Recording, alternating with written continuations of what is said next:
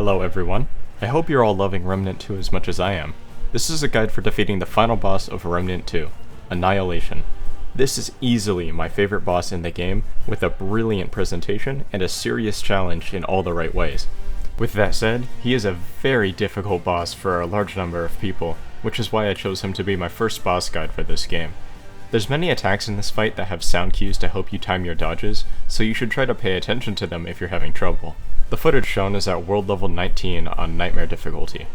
I know, shame on me for not playing on Apocalypse difficulty for now, but I just didn't have the patience to make it through an APOC campaign just for the sake of this guide. The boss fight will often begin with a simple sword slam.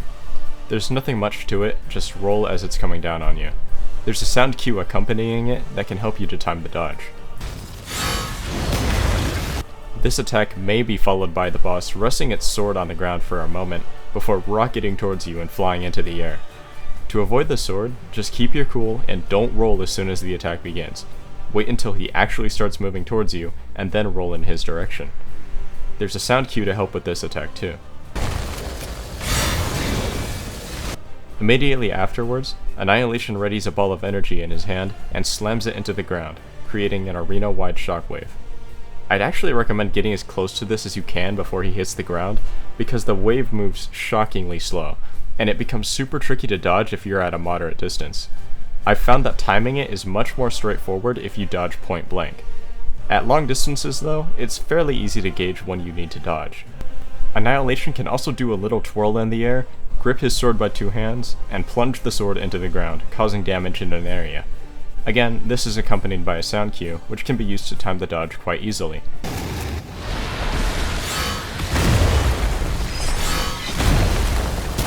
He can do this up to 3 times in a row.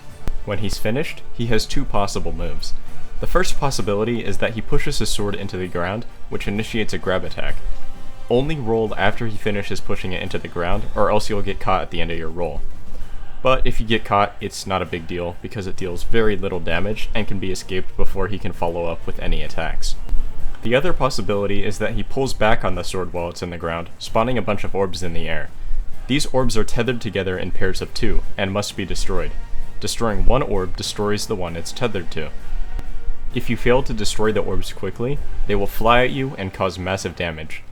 One pair of orbs can be avoided with a roll if it comes to it, but trying to dodge all of them will end up with you dying. The orbs can be destroyed extremely easily with the Enigma handgun if you found it in the labyrinth. Another attack can happen when the boss is near to the ground. He will ready his sword and swipe it from your left to your right. This one is simple enough to dodge, as it's accompanied by a sound cue like most of his attacks. However, immediately afterwards, he will feint another swing, but instead rest the sword on the ground for a moment before sweeping it across the floor, from your right to your left.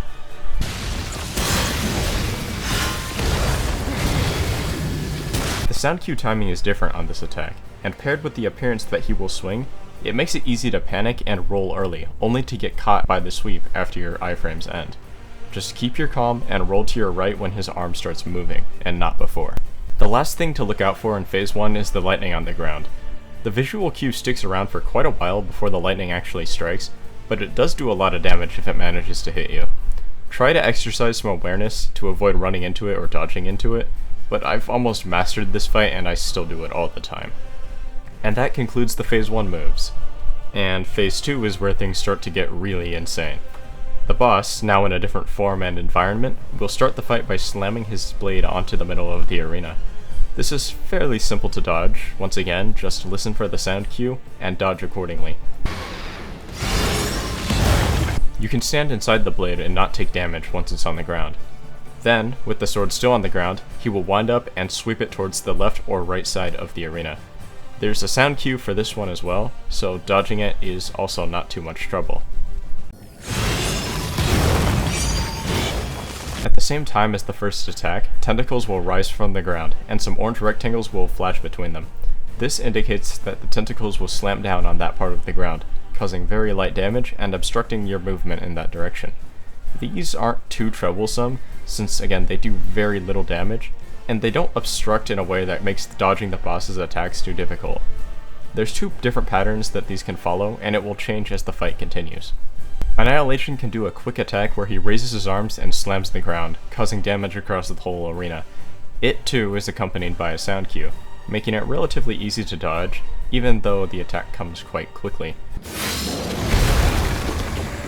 If you get hit, it causes only mild damage, but either way, it will leave a lingering cloud that causes the data corruption blight, which will do a small amount of damage when the bar fills.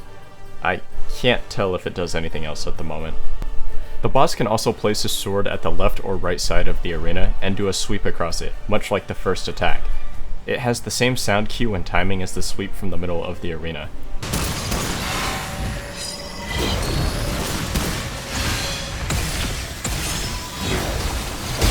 This attack is especially easy to dodge if you roll into the oncoming blade instead of away from it or perpendicular to it. Accompanying some of these attacks might be some lightning strikes on the floor. As the attack winds up, hazard spots will sequentially appear from one side of the arena to the other. After the attack commences, lightning will strike the indicated spots. The places where the indicators appeared first are the places where the lightning will strike first, so make sure to make some distance from them while the attack winds up.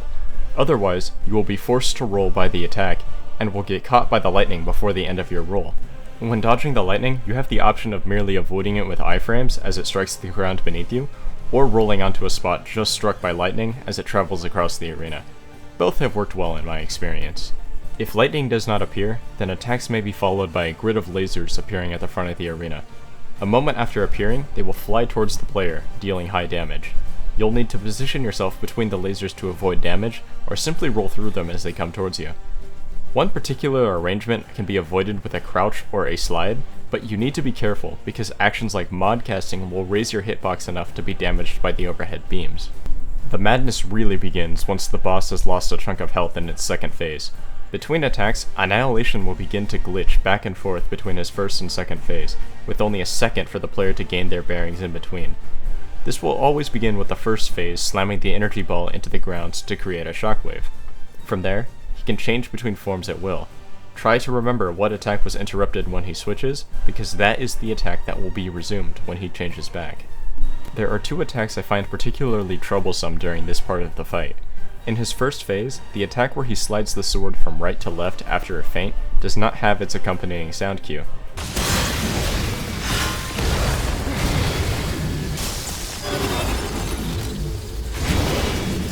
You need to be extra careful to remember when this attack is cued, and watch his arm closely to see when the attack begins. Just like before, roll to the right to give yourself the greatest chance of avoiding it. The other attack I want to bring up is in the second phase, also when he swipes the sword from the right to the left. Just like the last one, this attack is missing its sound cue, unlike other similar attacks in the second phase.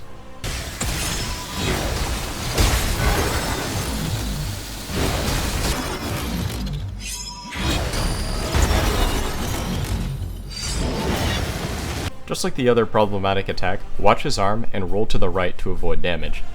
I suspect this second one will be fixed in a future patch, but I can't be sure about the first.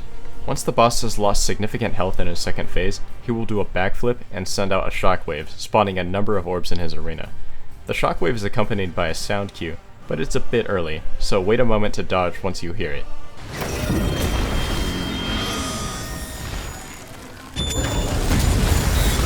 The shockwave will repeat a few times during this bit.